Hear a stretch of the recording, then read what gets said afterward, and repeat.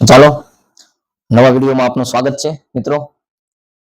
હવે આપણે તો ધોરણ 10 બધા કે બહુ અઘરું છે, બોર્ડ આવે એમાં આપણે પહેલું ચેપ્ટર શરૂ કર્યું રાસાયણિક પ્રક્રિયાઓ અને સમીકરણો। બધા એવું કહે છે કે ફલાણા સાહેબ ભણાવે, ફલાણા મેડમ ભણાવે, બહુ અઘરું છે, સમજાતું નથી, આ છે તે છે। આપણા આગળના 2 થી 3 વિડીયો છે, તમે જોયા હશે। તમને ન સમજાણું હોય તમને કીધેલું છે કોમેન્ટ મારજો। અને એવું નથી કે આ એક મારી ટ્રીક હોઈ શકે છે ભણાવવાની, પણ મારી ટ્રીકમાં એક એટલું છે કે મારો વિદ્યાર્થી અહીંયાથી જે આ ચેનલમાંથી ભણે છે એને કોઈ દિવસ ભણવા બાબતનું બોર્ડ બાબતનું ટેન્શન ન રહે, બેફિકર રહે। કોઈ એમ કહે છે કે સાહેબ મારે ભણવું જ નથી, મારે પાસ થવાના માર્ક્સ જોઈતા છે, હું આખું વર્ષ ભણ્યો નથી, હું ગેરંટી આપીને કહું છું કે મારા વિડીયો જે બનેલા છે એમાંથી એને એક્ઝામના આગલા દિવસે જોશે ને તો એ 60% થી પાસ થશે। અને જે પહેલેથી જોતો હશે, હું કહું છું એની સ્કૂલના ટોપરમાં એ ભાઈ બેન હશે। સિમ્પલ જ છે, આપણે આમાં ટ્રીકમાં કંઈ એવું નવું છે નહીં, સિમ્પલ કે વિજ્ઞાનને જે લોકો તમને શિક્ષકો, વાલીઓ કે જે કોઈ પણ આજુબાજુના તમારા ગાર્ડિયન્સ તમને જે કહે છે કે વિજ્ઞાન અઘરું છે, બોર્ડ અઘરું છે, બસ એને તમે સરળ બનાવીએ છીએ। કાંઈ અઘરું છે અને અઘરું એના માટે છે જેને આવડતું નથી, તમે શીખો છો, તમને આવડી જાય છે, તમારી પાસે ટ્રિક્સ છે। વિજ્ઞાનનું હંમેશાથી એક છે, વિજ્ઞાન ને ગણિત બધા કે અઘરું, પણ એ બંને વસ્તુ એવી છે કે એની ટ્રિક્સ આવે છે, અને કોઈ પણ વસ્તુની ટ્રિક્સ ને ટિપ્સ જે આવે ને એ વસ્તુ સાવ સિમ્પલ બની જાય છે। તો આજે જે તમે મારી પાસે ભણો છો એ હું તમને ભણાવું છું વિજ્ઞાન, જે તમારા માટે એવું નથી ખાલી ટકા માટે જ છે, એ તમારા આગળના ભવિષ્ય માટે પણ છે। તમે જ્યારે એક સામાન્ય નાગરિક બનીને આવો છો ત્યારના માટે પણ છે। અને આજે અત્યારે જે આ પ્રશ્ન આપણે શરૂ કરીએ છીએ કે મેગ્નેશિયમની પટ્ટીને હવામાં સળગાવતા પહેલા શા માટે સાફ કરવામાં આવે છે? આ એક છે જનરલ નોલેજનો પ્રશ્ન, વિજ્ઞાનમાં આપણે ભણ્યા છીએ। તમને ખાલી મેં પ્રશ્ન પૂછ્યો કે આગળના વિડીયો તમે જોયા તમને ખબર પડી જ ગઈ હોય આ શું છે। આ તો કેવું છે કે ભાઈ આપણે સોલ્વ કરાવીએ છીએ। ઘણા વિદ્યાર્થીઓ એવા હોય છે કે જે એમ કહે છે કોમેન્ટમાં કે સાહેબ અમે તમારું ભણ્યા પછી અમને આવડી ગયું, હવે જ્યારે અમારા સાહેબ લે છે કે લેક્ચર જ્યારે સ્કૂલમાં ત્યારે કે અમે કે ભાઈ એમને પેલી આંગળી અમારી ઊંચી હોય, શું કામ આ થાય છે? એટલે આ બધી વસ્તુ છે, આમાં તમે જોવો, જાણો, ધ્યાન આપો। હાલો આગળ મેં તમને ઇન્ટ્રોડક્શન આપ્યું, હવે આમાં ધ્યાન આપો। તો કે ભાઈ મેગ્નેશિયમની પટ્ટી છે, હવે મેગ્નેશિયમ છે ને એને આપણે સળગાવ્યું હોય હવામાં, એની પહેલા એને સાફ હુકામ કરવામાં આવતી છે? તો કે ભાઈ એનું કારણ હોય, હું એની ઉપર ધૂળ સડી જતી છે, આપણે કોઈ પણ વસ્તુ ખાધા પહેલા એને સાફ કરીએ, ધોઈએ, મતલબ કે એના ઉપર મેલ કંઈક આવતો હોય, ધૂળ આવતી હોય, એવું કંઈક પોસિબલ હોય। બહારથી લાવ્યા હોય ફ્રૂટ સફરજન લાવ્યા તો બધા કે ધોઈને ખાઈ શું કામ કહેતા હોય, એની ઉપર પેસ્ટિસાઇડ્સ આવ્યા હોય, બહાર ધૂળ બૂળ ઉડી હોય તે આવ્યા હોય સાફ। એવી જ રીતે મેગ્નેશિયમની પટ્ટીની ઉપર પણ કંઈક તો થતું હોય તો જ એને સાફ કરવાનું કે રિએક્શન માટે। તો મેગ્નેશિયમ છે ને એક ક્રિયાશીલ ધાતુ છે, અતિ ક્રિયાશીલ। એ ઓક્સિજનની હારે જેવો સંપર્કમાં આવે ને એટલે ઓક્સિજનની હારે રિએક્શન કરીને મેગ્નેશિયમ ઓક્સાઇડનું પડ બનાવી નાખીને પટ્ટી ઉપર। હવે તમારે જ્યારે આપણે રિએક્શન કરાવવાનું છે તો આપણે તો પ્યોર મેગ્નેશિયમ જોતું છે, પણ ઉપરનું પણ મેગ્નેશિયમ ઓક્સાઇડનું છે, તો એ પ્યોર પડની વાળી પ્રક્રિયા આપણે ના કરી શકીએ। એ કરવા માટે એને જ્યારે મેગ્નેશિયમ ઓક્સાઇડનું ઉપરનું પડ હોય ને એને કાચ પેપરથી સાફ કરે એટલે મેગ્નેશિયમ ઓક્સાઇડનું પડ વયું જાય, જે હવામાં આવ્યું તો સાફ કર્યું પછી આપણે તરત યુઝમાં લેવાની છે, એટલે એ ઓક્સિજનની સાથે પાછું જ્યારે રિએક્ટ કરે કે નહીં એના પહેલા યુઝમાં આપણે એને સળગાવી દઈએ છીએ અને મેગ્નેશિયમ ઓક્સાઇડનો પાવડર આપણને મળી જાય છે। તો ટૂંકમાં શું કે ભાઈ એને શું કામ શા માટે સાફ કરવામાં આવે છે? તો કે ભાઈ મેગ્નેશિયમ અતિ ક્રિયાશીલ, એમ કહે ને કે પેલું નાનો છોકરો હોય તો બહુ તોફાન કરતો હોય, દોડવા મળતો હોય, તેને પકડીને બેહાર દે, એમાં મેગ્નેશિયમ બહુ તોફાની છોકરો છે। એટલે મેગ્નેશિયમ ધાતુ છે એ તોફાની છે, એટલે એ હવાના ઓક્સિજન યારે તરત પ્રક્રિયા કરી નાખે, એમ છાટ કરતું મેગ્નેશિયમ ઓક્સાઇડનું લેયર બનાવી દે પટ્ટીની ઉપર। તો આપણે જે રિએક્શન માટે જોઈતું છે એ પટ્ટીની આપણે ગણી નાખ્યું, મેગ્નેશિયમ ઓક્સાઇડ વહી ગયું, પ્યોર મેગ્નેશિયમ આવી ગયું, આપણે સળગાવી નાખ્યું, આપણી પાસે મેગ્નેશિયમ ઓક્સાઇડનો સુપર પ્યોર ફોર્મમાં પાવડર મળી ગયો। આ મેં તમને થિયરીમાં કીધું। હવે એને રિએક્શનમાં જોવું હોય તો આપણે કહીએ કે મેગ્નેશિયમની પટ્ટી ઉપર, આ મેગ્નેશિયમ મેં સંજ્ઞામાં લખ્યું છે, પટ્ટી ઉપર હવાની હાજરીમાં મેગ્નેશિયમ ઓક્સાઇડનું પડ બને છે। રેડી? આ પડને આપણે જરૂરી છે નહીં અને એ નિષ્ક્રિય હોય છે, એને દૂર કરવા માટેની વાત છે। એને દૂર કરવા માટેની વાતની અંદર આપણે આવશે, લખીએ મેગ્નેશિયમ, હવા, ઓક્સિજન, આ પ્રક્રિયકોથી આ નિપજમાં મેગ્નેશિયમ ઓક્સાઇડ મળ્યો, અને સંતુલિત કરવા માટે બે લખવા માટે સોલિડ, ગેસ, સોલિડ। આ સંતુલિતના સમીકરણો કેમ લખવાના, એના નિયમો, દ્રવ્ય સંચયનો નિયમ, એ બધાની ઉપરથી આ આવ્યું છે। રેડી? ક્લિયર જ છે તમને બધાને? મને ખબર છે, હા ખબર છે। હવે આ જે પડ બની ગયું છે મેગ્નેશિયમ ઓક્સાઇડનું, ક્યાં બન્યું છે? મેગ્નેશિયમની પટ્ટી ઉપર। એને કાચ પેપર વડે સાફ કરવી એટલે મેગ્નેશિયમની પટ્ટી ઓક્સિજનની હારે પાછું સરળતાથી એનું પ્રક્રિયા મળે કરવા। આ કારણથી આપણે મેગ્નેશિયમની પટ્ટીને સળગાવતા પહેલા સાફ કરવામાં આવે છે। તો ટૂંકમાં આનો સાર એ હતો, મેગ્નેશિયમની પટ્ટી એટલે મેગ્નેશિયમ ધાતુ છે, બહુ નાના છોકરા જેવી તોફાની, ઓક્સિજનની હારે તરત પ્રક્રિયા કરીને મેગ્નેશિયમ ઓક્સાઇડ નામનું નિષ્ક્રિય પડ બનાવે છે। આ પડ હોય તો આપણે જ્યારે સળગાવવાનું હોય ત્યારે એ પ્રોસેસમાં આપણને મજા ન આવે એટલે એ મેગ્નેશિયમ ઓક્સાઇડનું આ જે પડ છે આ પડને આપણે કાચ પેપર વડે સાફ કરી નાખીએ એટલે પાછું પ્યોર ફોર્મમાં મેગ્નેશિયમ આવી જાય આપણે એને સળગાવીએ હવાની હાજરીમાં એટલે મેગ્નેશિયમ ઓક્સાઇડ નો સલ્ફરનો મેગ્નેશિયમ ઓક્સાઇડ સલ્ફર નહીં સોરી એનો સોલિડ ફોર્મમાં આપણને પાવડર મળી જાય છે રેડી તો આનો તમને હવે જવાબ મળી ગયો મેગ્નેશિયમની પટ્ટીને હવામાં સળગાવતા પહેલા શા માટે સાફ કરવામાં આવે છે શું કામ મેગ્નેશિયમ ઓક્સાઇડનું પડ બને છે તો એ મેગ્નેશિયમ ઓક્સાઇડનું પડ શું કામ બને છે આપણે મેગ્નેશિયમ ધાતુ છે ને એ છે ક્રિયાશીલ અતિ ક્રિયાશીલ ધાતુ છે તોફાની ધાતુ છે ટૂંકમાં એટલે અતિ ક્રિયાશીલ ક્યાંય પણ એમસીક્યુમાં પૂછે કે નીચેનામાંથી અતિ ક્રિયાશીલ ધાતુ કઈ છે ને એમાં જો મેગ્નેશિયમ હોય મેગ્નેશિયમનું નામ લખવાનું રેડી એ મેગ્નેશિયમ ઓક્સાઇડ બનાવી નાખે છે તો એનું પડ બન્યું એ પાછું નિષ્ક્રિય છે તો એ નિષ્ક્રિય પડ આપણે કઈ કામનું નથી કાચ પેપર ત્યાં કઈ નાખીએ ને એટલે પડ વયું જાય આપણે સળગી નાખવાનું રેડી હા તો સવાલ નંબર 1 સવાલ નંબર 2 બાજુ આપણે મૂવ થતા પહેલા આમાં કઈ પણ આટો ન સમજાય ક્લિયર કટ ન થાય તો તમારે કોમેન્ટમાં પૂછી લે શરમાવાનું બિલકુલ થતું નથી અહીંયા કોઈ તમે હું છોકરી જોવા આવ્યા નથી છોકરીઓ છે કોઈ છોકરા જોવા નથી આવ્યા રેડી હા હવે બીજો પ્રશ્ન છે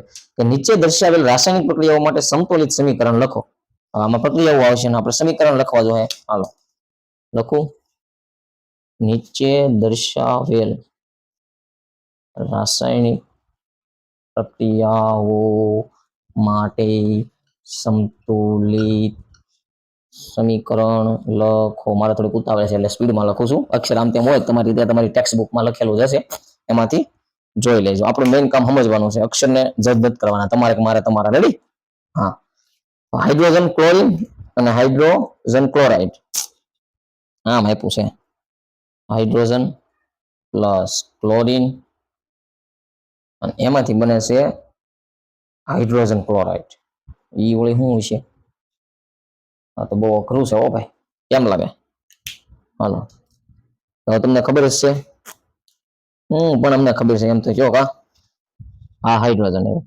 આ ક્લોરીન આવ્યું અને હાઇડ્રોજન ક્લોરાઇડ આવ્યું આમ જ થાય ને પણ હાઇડ્રોજન ક્લોરાઇડ છે એ તો કંઈક અલગ થશે કેમ લાગે સારું હાલો ને જે થાય હાઇડ્રોજન લખ્યો તો હાઇડ્રોજન તો એકલો હોતો નથી હાઇડ્રોજન બે જ હોય એટલે H2 એવી રીતે ક્લોરીન એકલો ન હોય એટલે એનો Cl2 તો આ બે તો એમાં ના આમાં 2HCl ગયા બે હાઇડ્રોજન બે ક્લોરાઇડ આપણે આનું સમીકરણ લખી નાખ્યું હાઇડ્રોજન ને આપણે હાઇડ્રોજન એકલો હોતો નથી સમજી ગયા ક્લોરીન એકલો હોતો નથી હવે હાઇડ્રોજન નો વીજભાર છે એ પ્લસ છે ક્લોરીન નો માઇનસ છે પ્લસ માઇનસ ભેગા થાય આકર્ષણનો નિયમ લાગે સમજો hydrogen plus chlorine minus hydrogen +1 chlorine -1 સમજી લીધા પ્લસ માઇનસ આવ્યા આપણી પાસે તો પ્લસ માઇનસ શું થાય ભેગા થઈ જાય એટલે અહીંયા આપણે બે નું થઈ ગયું આ +2 અને -2 એટલે હાઇડ્રોક્લોરાઇડ બની ગયું રેડી હું આપણે આમાં શીખ્યા તો કે પેલા પ્રક્રિયકો છે ને એના અણુસૂત્ર આપણને આવડવા જોઈએ હાઇડ્રોજન નો આવડે છે અને ક્લોરીન નો આવડે છે પછી પાછી ઈ આપણી પાસે ખબર છે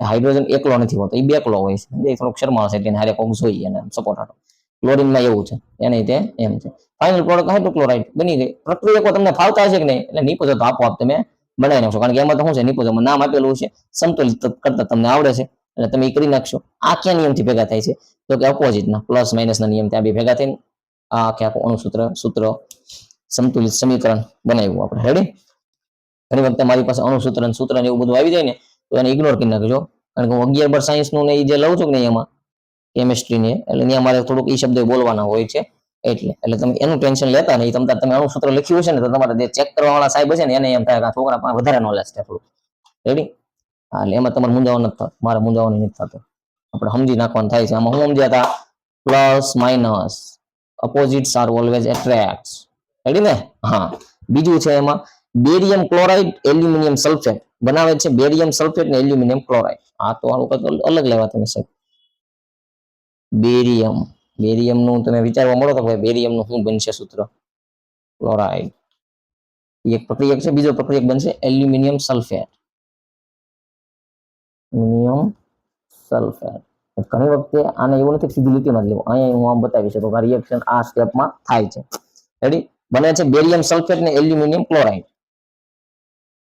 barium sulphate aluminium chloride ready આ છે આને પછી આ તો શબ્દમાં ઢાળેલો છે આપણે તેને વિજ્ઞાનની ભાષામાં અણુસૂત્રમાં ઢાળવું જોઈએ બહુ કરીએ આ તો હેરાન કરી દે વાંધો નહીં હાલો બેરિયમ ક્લોરાઇડ બેરિયમ એટલે Ba ક્લોરાઇડ એટલે ક્લોરીન અને ક્લોરીન એકલો હોય ને એટલે Cl2 કરીને બેરિયમ ક્લોરાઇડ મળી ગયો એલ્યુમિનિયમ નો Al રેડી આવી ગયું Al2SO4 ટ્રાય એલ્યુમિનિયમ સલ્ફેટ મળ્યું. એની પ્રોસેસ થઈ મળે છે બેરિયમ સલ્ફેટ. બેરિયમ સલ્ફેટ અને આપણને શું વધે છે એલ્યુમિનિયમ ક્લોરાઇડ છે Al કૌંસમાં Cl3. આ તો બહુ અઘરા સૂત્ર તમે સાહેબ લેવા કેમ અઘરા કાંઈ છે નહીં ભાઈ, સિમ્પલ છે આપણી પાસે. જુઓ બેરિયમ ક્લોરાઇડ હતું, આ બેરિયમ આવી ગયું, ક્લોરાઇડ આવી ગયું. એલ્યુમિનિયમ સલ્ફેટ હતું, એલ્યુમિનિયમ આવી ગયું, સલ્ફેટ આવી ગયું. પછી એમાંથી બને છે બેરિયમ સલ્ફેટ, આ barium sulphate, aluminium chloride, aluminium chloride. હવે ને એ રીતે આપણે એક અણુસૂત્ર લખ્યું. હવે આને પાછું મેન્ટેન કરવું પડશે ને, બની તો ગયું, કઈ રીતે બને એને સમતોલિત કરવું પડશે. સમતોલિત કરવામાં જોઈએ હાલો આપણે તો બેરિયમ છે, વીસભાર જોવા જોઈએ. એલ્યુમિનિયમ નો +3, SO4 નો -2, બેરિયમ નો +2, SO4 નો -2, પાછો એલ્યુમિનિયમ આવ્યો તો એનો +3, ક્લોરીન નો -1, અહીંયા તે બેરિયમ નો +2, ક્લોરીન નો -1 પણ બે છે એટલે -2 થઈ ગયું. એ રીતે આ બનેલા છે, સમજ્યા? રેડી ને, સમજાઈ ગયું ને કઈ રીતે? એલ્યુમિનિયમ છે એક નો +2 છે, આ બે છે તો એના 6 થાય ને. SO4 છે એક નો -2 છે પણ એ 3 છે એટલે પાછા 6 થઈ ગયા. એમ કરીને આ બન્યું છે. આ +2 -2 કરીને આ બન્યું છે, +2 -2 કરીને આ બન્યું છે. એલ્યુમિનિયમ નો 3 છે ને ક્લોરીન નો -1 છે પણ એ ક્લોરીન 3 છે એટલે એ થઈને આ બન્યું છે. સમજ્યા? વીસભાર ઉપરથી જ્યારે અણુસૂત્રો બને છે, બે તત્વો જોડાય છે, એ આ એની ડેફિનેશન છે. એટલે ટૂંકમાં barium chloride BaCl2, aluminium sulphate Al2SO4 thrice. Thrice એટલે 3, એ અહીંયા લખ્યા છે. પછી એમાંથી બને છે બેરિયમ સલ્ફેટ, SO4 પાછળ હોય એટલે સલ્ફેટમાં જ આવે, બેરિયમ સલ્ફેટ. એવી રીતે માનો કે બેરિયમ છે, એની રીતે આપણે કહીએ કે ભાઈ અહીંયા કદાચ સમજીએ કે ભાઈ H2SO4 સલ્ફ્યુરિક એસિડ બન્યો, એ રીતે મતલબ કે SO4 નું છે, SO4 નું -2 છે, અહીંયા બેરિયમ નો +2. એલ્યુમિનિયમ ક્લોરાઇડ બન્યું, એલ્યુમિનિયમ AlCl3 લખ્યું. હવે મેન્ટેન કરવાનું છે. તો આપણી પાસે અહીંયા બેરિયમ 1 છે, અહીંયા 1 છે, અહીંયા SO4 1 છે, અહીંયા આપણી પાસે SO4 3 છે. આને પહેલા 3 કરવા પડશે. રેડી કરવા પડશે ને. થોડુંક પૂછી નાખવાનો, કા ખીસડો થઈ જાય નગર. છોકરાઓ છોકરાઓ છોકરાઓ, હા રેડી, પ્લસ ચાલીસ નિશાન. હવે આપણી પાસે ક્યાં હતા તો કે આ અહીંયા 1 છે, અહીંયા 3 છે, અહીંયા આપણે 3 કરી નાખીએ. 3 કર્યા, 3 તો કરી નાખ્યા છે. તો બેરિયમ 3 છે, તો બેરિયમ ને અહીંયા પાછા 3 કરી નાખીએ. 3 કરી નાખ્યા, હા. હવે આપણી પાસે આ 3 તો થઈ ગયા, બેરિયમ 3 થઈ ગયા, ક્લોરીન 6 થયા, અહીંયા Cl3 છે અને અહીંયા એલ્યુમિનિયમ 2 છે, અહીંયા કરી નાખીએ 2. કેમ થાય? થઈ જાય? થઈ તો જાય જ ના. હવે આમાંથી આપણે અલગ નવી એક પેનથી જ લખીએ કે ભાઈ 3 બેરિયમ ક્લોરાઇડ, પછી એલ્યુમિનિયમ સલ્ફેટ, પછી 3 બેરિયમ સલ્ફેટ અને +2 એલ્યુમિનિયમ ક્લોરાઇડ. રેડી? આ રીતે એને આપણે સંતુલિત સમીકરણમાં લખીએ આ પ્રક્રિયાને. 3 બેરિયમ થઈ ગયા, રેડી ને, કમ્પ્લીટ, ટકારા જેવું કઈ ન ઘટે. હાલો નેક્સ્ટ આગળની જોઈ છે, આરામ કરવો છે. આરામ હું કરે જોઈને ફોલો હારવા રહ્યા. સોડિયમ પ્લસ પાણી, સોડિયમ હાઇડ્રોક્સાઇડ ને હાઇડ્રોજન, સોડિયમ પ્લસ પાણી H2O, સોડિયમ હાઇડ્રોક્સાઇડ બને તો કે NaOH. વધ્યો હું તો કે હાઇડ્રોજન. હવે આમાં સિમ્પલ છે, આ હોય ને એટલે OH- હોય ને H+ હોય પાણીમાં, આ Na+ હોય. હવે આની અંદર Na+, OS-, H+. આ જે 20 ભારની દ્રષ્ટિએ જે બને છે કે નહીં એ મેં તમને કીધું. હવે આમાંથી એને OH બને ને કે એને 1 હતો, હાલો અહીં 1 આવી ગયો. હાઇડ્રોજન અહીંયા 2 છે, અહીંયા 1 ને 2 3 થઈ ગયા. તો હવે એને કંઈક કરવું છે, એકલો તો હોય નહીં એટલે 2 માં એને ગુણવો છે. 2 માં ગુણવી, અહીંયા 2 કરી નાખવા આપણે, મહેનત કરવા. તમે કયો એમ કરી નાખીએ. રેડી? હાલો અલગથી સૂત્ર નવેસરથી બનાવીએ છીએ. સોડિયમ પ્લસ 2H2O અત્યારે લખીએ છીએ, આગળ મેન્ટેન કરવા દો ને આપણે. 2NaOH plus H2. તો હવે અહીંયા 2 સોડિયમ થઈ ગયા, ત્યાં થઈ ગયા. હવે ગણી લો હાલો, 2 સોડિયમ 2 H2O એટલે 4 હાઇડ્રોજન છે, આની અંદર 2 હાઇડ્રોજન, 2 અહીંયા 4 થઈ ગયા. 2 ઓક્સિજન થઈ ગયા, કમ્પ્લીટ, ટકારા જેવું. બરાબર ને? આમાં કઈ છે ધ્યાન રાખવા જેવું? ધ્યાન આ 20 ભાર વાળો છે મેન, સમજ્યા? પાણીમાં છે ને આ H2O છે ને, તો આમાં 2 H+ આપણે નહીં લેવાના, એમાં હંમેશા OH- એક હોય અને એક H+ હોય, કારણ કે પ્લસ આની -1 છે, આની +1 છે, એ રીતે બને છે ત્યારે પાણી બને છે. આ ટોપિક આપણે જોઈ લીધો. આગળના ક્વેશ્ચન્સ ટોપિક્સ જે કંઈ પણ છે એ આપણે આગળ જોઈએ છીએ. ચાલો તો આપણે આગળનું છે, નીચે દર્શાવેલ પ્રક્રિયાઓ માટે ભૌતિક અવસ્થાઓની સંજ્ઞા સહિતના સમતોલિત રાસાયણિક સમીકરણો લખો. આમાં તે આપણે પહેલા તો ધ્યાનથી જોવાનું છે, ભૌતિક અવસ્થાઓની સંજ્ઞા સહિતના, એટલે કે જે આપણને નામ આપેલા છે એમાં એની ભૌતિક અવસ્થા આપણને શબ્દો સ્વરૂપે લખેલી છે, એને આપણે સમજવાની છે કે કઈ અવસ્થા કેવા માંગે છે, અને એમાંથી આપણે સમીકરણ બનાવીને એ સમીકરણને સમતોલિત કરીને પાછું લખવાનું છે. તો એમાં પેલું છે, બેરિયમ ક્લોરાઇડ અને સોડિયમ સલ્ફેટ ના પાણીમાં બનાવેલ દ્રાવણ વચ્ચે પ્રક્રિયા થઈ અદ્રાવ્ય બેરિયમ સલ્ફેટ અને સોડિયમ ક્લોરાઇડનું દ્રાવણ મળે છે. તો આમાં જુઓ કે પહેલા તો કેટલું માનો કે જે ભૌતિક અવસ્થા લખવાની છે, તો જેમાં આપણે ભૌતિક અવસ્થામાં જોતા હતા કે કઈ કઈ હોય છે, ઘન, પ્રવાહી, વાયુ અને એક્વારિસ, કે જેને દ્રાવણ સ્વરૂપમાં હોય છે. એમાં જોઈએ આપણે બેરિયમ ક્લોરાઇડ અને સોડિયમ સલ્ફેટ એનું પાણીમાં બનાવેલ દ્રાવણ, એટલે બંને શું થઈ ગયું, એક્વારિસ. તો એનો સિમ્બોલ શું હતો, AQ. આપણે પહેલામાં સોલિડ આવતું હતું, લિક્વિડમાં લિક્વિડ આવતું હતું, ગેસમાં G આવતું હતું, એમ અહીંયા એક્વારિસ આવશે, સ્મોલ AG. રેડી? દ્રાવણ 2 આવ્યું. પછી અદ્રાવ્ય બેરિયમ સલ્ફેટ, કે જે દ્રાવ્ય નથી એ છે અદ્રાવ્ય. તો હવે અદ્રાવ્ય એટલે કે ભાઈ કેવું આવશે ભૌતિક સ્ટેટ, તો કે એનો માટે આવશે અદ્રાવ્ય છે તો એ હશે સોલિડ. સલ્ફેટ, બેરિયમ સલ્ફેટ અને સોડિયમ ક્લોરાઇડનું દ્રાવણ, આ પાછું દ્રાવણ આવી ગયું તો આ હશે લિક્વિડ. એટલે ટોટલ આની અંદર આપણી પાસે ત્રણ કન્ડિશન થાય છે. એક તો માનો કે દ્રાવણ બન્યું, એક સોલિડ, એક આ દ્રાવણ સ્વરૂપમાં કે ભાઈ એક્વારિસ, અને અહીંયા પણ એક્વારિસ, અને લિક્વિડમાં લખીએ પણ અહીંયા બને છે દ્રાવણ કીધું એટલે એક્વારિસ આપણે બનવાનું છે. એટલે ત્રણનું આપણે જે સમીકરણ લખીશું એમાં આ પ્રમાણેની ભૌતિક અવસ્થા સહિત કીધું છે, એટલે એને ધ્યાન રાખીને આપણે લખશું. તો સર્વપ્રથમ બેરિયમ ક્લોરાઇડ, બેરિયમ એટલે Ba, ક્લોરાઇડ એટલે Cl2, અને સોડિયમ સલ્ફેટ, સોડિયમ એટલે Na, અને સલ્ફેટ SO4, Na2SO4 સલ્ફેટ નું દ્રાવણ છે. એને પાણીમાં બનાવેલ દ્રાવણ વચ્ચે પ્રક્રિયા થઈ અદ્રાવ્ય બેરિયમ સલ્ફેટ બને છે. બેરિયમ સલ્ફેટ આપણે બનાવવાનો છે, SO4, અને સોડિયમ ક્લોરાઇડ એટલે કે મીઠું, NaCl બની ગયું. હવે પહેલા આપણે જોવાનું છે ભૌતિક અવસ્થા પદાર્થની દર્શાવવાની છે. તો પહેલા જ આપણને કીધેલું છે આમાં કે દ્રાવણ મળે છે. દ્રાવણ એટલે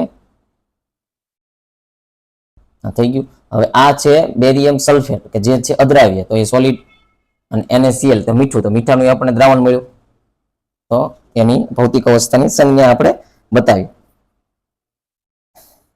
હવે આને આપણે પહેલા તો જોઈએ કે ભાઈ આ છે તો આને કઈ રીતે આપણે કરીશું. આ BaCl2 ની કઈ રીતે આવ્યું, બેરિયમ ક્લોરાઇડ હતું, તો બેરિયમનો વીજભાર આપણે જોઈએ તો બેરિયમનો છે +2, ક્લોરીનનો છે -1. તો આપણે જે નિયમ હતો કયો નિયમ હતો, ક્રોસનો. હા, આમ કરો એટલે આ બન્યું BaCl2.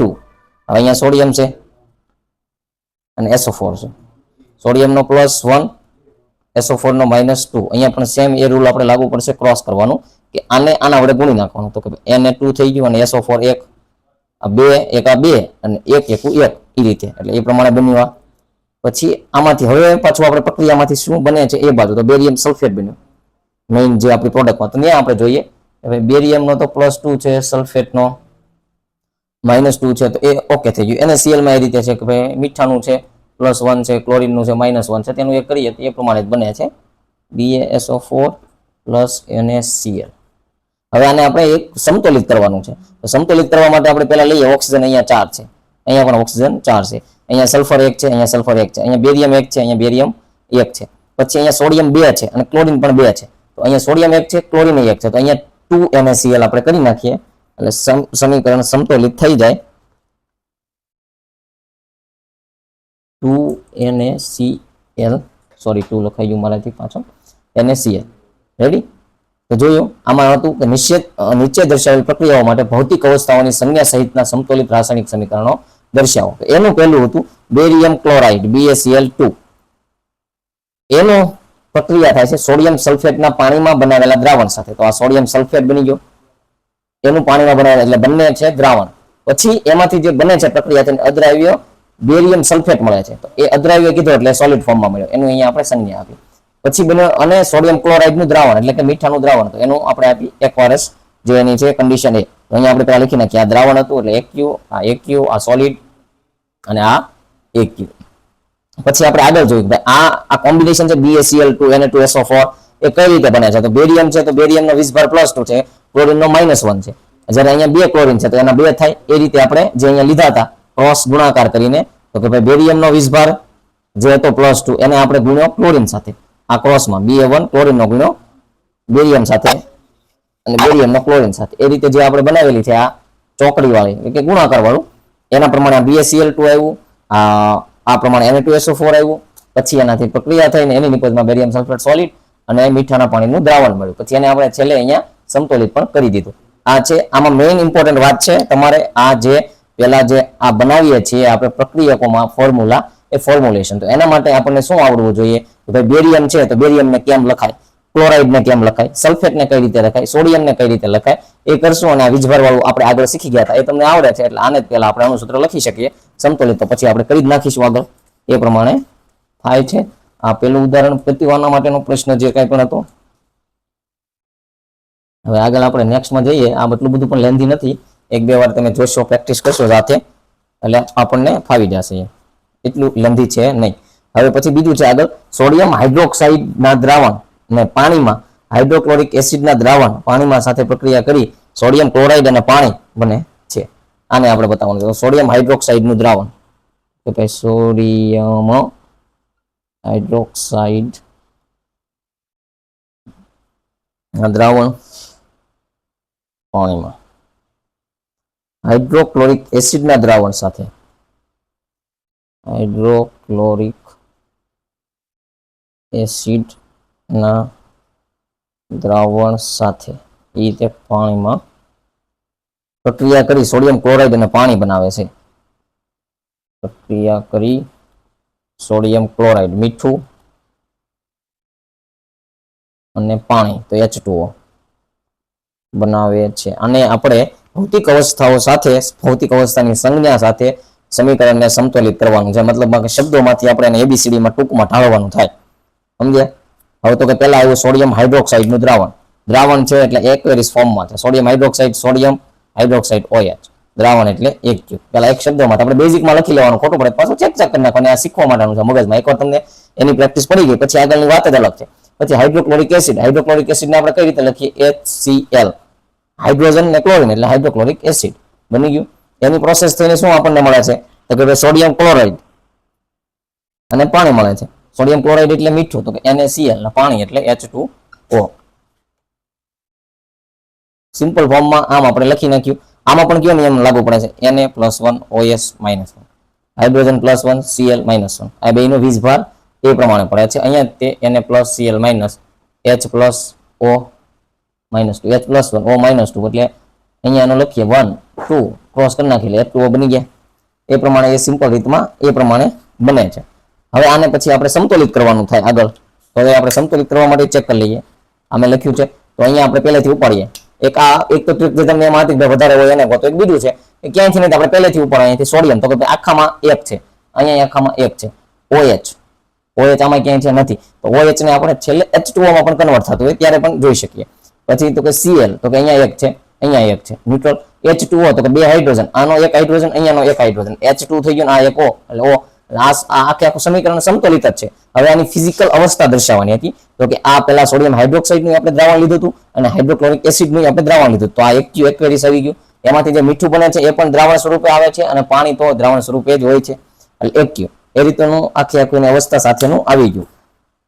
હવે પછી બીજું છે કે રાસાયણિક પ્રક્રિયા છે એની દરમિયાન નિપજોનું નિર્માણ કઈ રીતે થાય છે. આગળના જે પોઈન્ટ આપણે છે સ્ટડી કરવાનો હોય તો રાસાયણિક પ્રક્રિયા દરમિયાન નિપજોનું નિર્માણ કઈ રીતે થાય છે. તો કઈ રીતે થતું હોય છે? કોઈ પણ વસ્તુનું નિર્માણ કરવું હોય આપણે તો શું કરવું પડે? સપોઝ કે આપણી પાસે એક પથ્થર છે, તો પથ્થરમાં મૂર્તિ બનાવી છે, શું કરવું પડે? તોડવી પડે, ભાંગચૂટ થાય, પછી કંઈક નવું બને. બધું આવું જ થાય. આપણે જેમ છોકરા હોય અને પહેલા અત્યારના સમયમાં મારી નથી શકતા, પહેલાના સમયમાં મારતા તો કેવા મારતા? લાંબા ટૂંકા મારતા, છોકરાને આવડતું એટલે એકાબીજાની ભાંગચૂટ થાય ને છોકરા શીખતા, કંઈક નવું વિદ્યાર્થી બનતા, કોઈક વકીલ બનતું, શિક્ષક બનતું, કોઈક ડોક્ટર બનતું, કોઈક બિઝનેસમેન બનતા અને કોઈક પાળીએ બેહતા. આ રીતે થતું. તો હવે એનું જ આપણે આગળ કરીએ. રાસાયણિક પ્રક્રિયા દરમિયાન નિપજોનું નિર્માણ કઈ રીતે થાય? રાસાયણિક પ્રક્રિયા દરમિયાન નિપજોનું નિર્માણ કઈ રીતે થાય? તો એમાં શું છે કે રાસાયણિક પ્રક્રિયા દરમિયાન પ્રક્રિયકોના બંધ તૂટે અને જુદા જુદા પરમાણુ વચ્ચે નવા બંધ બને છે, પરિણામે નિપજ બને છે. એક આ સિમ્પલ ફોર્મમાં અત્યારે તમને હું બેઝિક આપું છું, પછી આગળ એમાં સમજાવું. પછી સંયોગીકરણની પ્રક્રિયા કોને કહેવાય એ ઉદાહરણ આપીને આપણે સમજાવું. જે રાસાયણિક પ્રક્રિયા બે કે તેથી વધુ પ્રક્રિયકો વચ્ચે થઈ એક જ નિપજ બનતી હોય તો તેવી રાસાયણિક પ્રક્રિયાને સંયોગીકરણની પ્રક્રિયા કહેવાય. એ સંયોગીકરણનો નિયમ પણ મેં તમને આમાં કહું છું. આ બંનેમાં આપણે ડીપમાં જવાનું છે. રાસાયણિક પ્રક્રિયા દરમિયાન નિપજોનું નિર્માણ કઈ રીતે થાય છે? તો કે નિપજ બનાવવા માટે પહેલા તો રાસાયણિક પ્રક્રિયામાં હોય કોણ કોણ? તો કે ભાઈ રાસાયણિક પ્રક્રિયા છે, રાસાયણિક પ્રક્રિયામાં બે વસ્તુ હોય. એક તો પ્રક્રિયકો અને છેલ્લે એમાંથી નિપજો બને. તો હવે આમાં એમ કે છે કે પ્રક્રિયકોમાંથી નિપજો કઈ રીતે બને છે, નિર્માણ કઈ રીતે થાય છે? તો કે આ પ્રક્રિયક તરીકે કોઈ પણ આપણે રાખ્યો પ્રક્રિયકો છે, એ પ્રક્રિયકોમાં એવું તો શું થાય છે કે નિપજ બને છે? તો પ્રક્રિયકો શેનાથી બનેલા હોય છે? કોઈ પણ પરમાણુ બંધોથી એકબીજા સાથે જોડાયેલા હોય છે. તો એ બંધ જે હોય છે એકબીજાના, એ બંધ તૂટે છે. એ બંધ તૂટવાથી જુદા જુદા પરમાણુ બને છે. માનો કે આ બંધ છે આમ નામ, હવે આને અહીંયાથી આપણે બ્રેક કર્યો, આમ બ્રેક કર્યો તો બે પરમાણુ અહીંયા આમ બન્યા, બે અહીંયા આમ બન્યા, એટલે બે માંથી ચાર થઈ ગયા. એ પ્રમાણે આ રીતે એ બંધો જે અંદરના હોય છે એનું જે કહેવાય કે અંદરનું સ્ટ્રક્ચર હોય છે એ તૂટે છે. એ તૂટ્યા પછી એ નવા નવા બીજા બંધ બનાવે છે. માનો કે આ ચાર થયા રિલીઝ, હવે આ ચાર જે પેલા સ્ટ્રેટમાં હતા, બેમાં હતા, તો આ ચારે નક્કી કર્યું હવે આપણે આમ બનશે, તો સ્ક્વેર બની ગયો. પેલા તો ખાલી સ્ટ્રેટ લાઈન જ હતા એ રીતે, અને આને નિપજ તરીકે બને. એટલે કે પ્રક્રિયકોના બંધો તૂટે છે, તૂટેલા બંધો છે એ પાછા કંઈક નવા બંધોનું નિર્માણ કરે છે, એના પરિણામે નિપજો બને છે. આ એક હતું નિર્માણ કઈ રીતે થાય, પૂછે તો આ રીતે લખી શકીએ. બાકી સમજણ માટે છે કે ભાઈ રાસાયણિક પ્રક્રિયામાં નિપજ શું કામ બને? તો કે ભાઈ જે પ્રક્રિયકો હોય એને બંધ તૂટી ગયા છે, પાછા ભેગા થવાના છે, નવી રીતે પાછા જો જોડાય છે, ભેગા થાય છે, અને એમાંથી નવા બંધારણનું નિર્માણ થાય છે, જે નિપજો તરીકે ઓળખીએ છીએ આપણે. પછી આગળ આવશે કે ભાઈ સંયોગીકરણની પ્રક્રિયા કોને કહેવાય? સંયોગીકરણ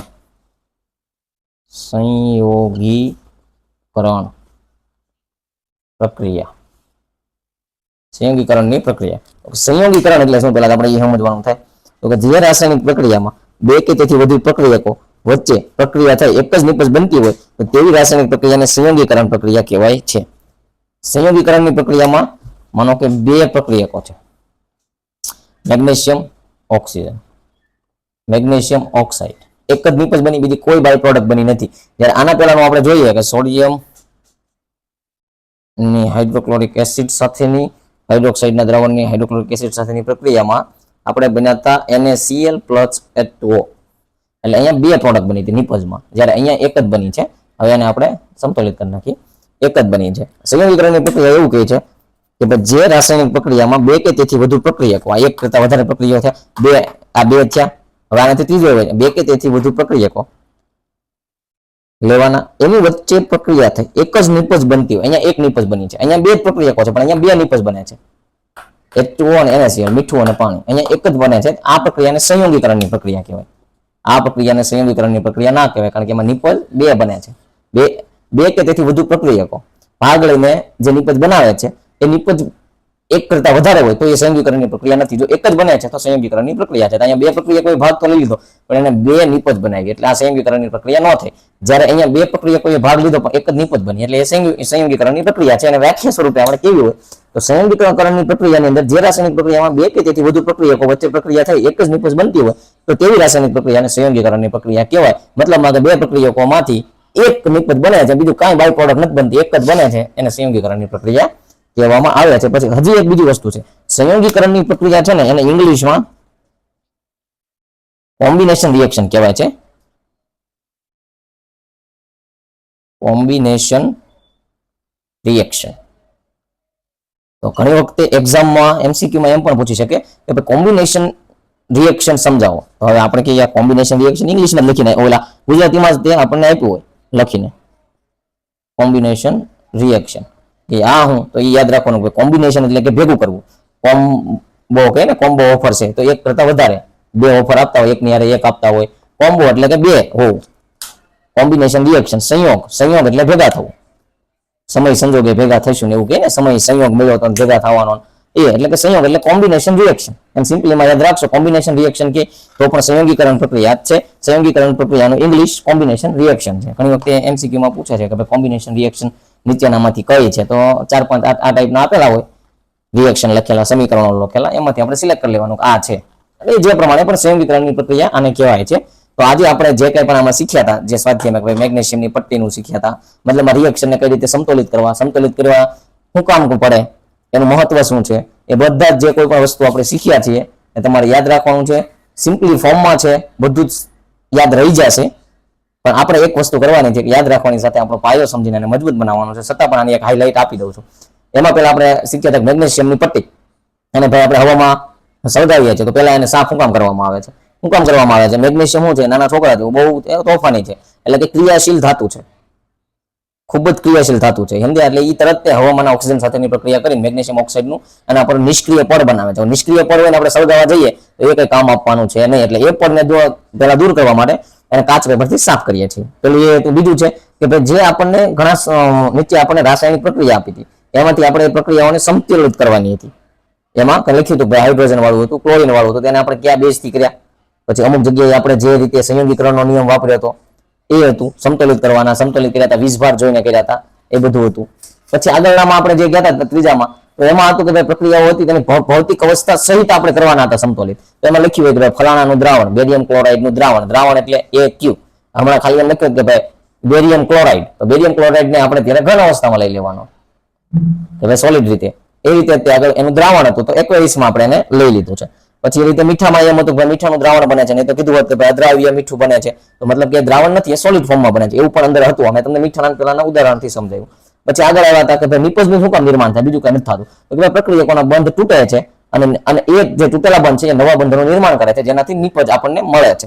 પછી એનાથી આગળ ગયા હતા ત્યારે આપણે વચ્ચે આવ્યું હતું કે રાસાયણિક પ્રક્રિયા છે, એમાં પ્રકારમાં સંયોગીકરણની પ્રક્રિયા. તો સંયોગીકરણની પ્રક્રિયા શું કહે છે? જ્યારે બે કે બે કરતા વધારે પ્રક્રિયકો મળીને એક જ નિપજનું નિર્માણ કરે છે, તો એને સંયોગીકરણ પ્રક્રિયા કહેવાય છે. બે કરતા વધારે અથવા બે પ્રક્રિયકો ભાગ લઈને નિપજ બનાવે એક જ. જો બે નિપજ બનાવે તો સંયોગીકરણની પ્રક્રિયા નથી, એ બીજી પ્રક્રિયા છે, એ આગળ આવશે ભણવામાં. અત્યાર માટે આટલું છે. બસ આમાંથી એટલું જ છે કે કોઈ પણ તમને કંઈ પણ ક્વેશ્ચન હોય કોમેન્ટમાં શોર્ટથી જણાવજો. તમને એનો બનતી મતલબમાં જેટલું જરૂરી વહેલા અમે તમને આપી શકીએ આન્સર, એટલો આન્સર એનો તમને મળી જશે સાહેબ. બસ ખાલી વાત ને એક વાત, આપણે તમે કદાચ તમારી બોર્ડની એક્ઝામના આગલા દિવસે પણ વિડીયો જોવો તો 60% આવે. રેગ્યુલર જોવો તો તમારે સમજી લેવાનું કે 80+ તમે છો ને છો જ તે સમજ્યા. બાકી બીજું કોઈ મૂંઝવણ થતું નથી. હારું હાલો.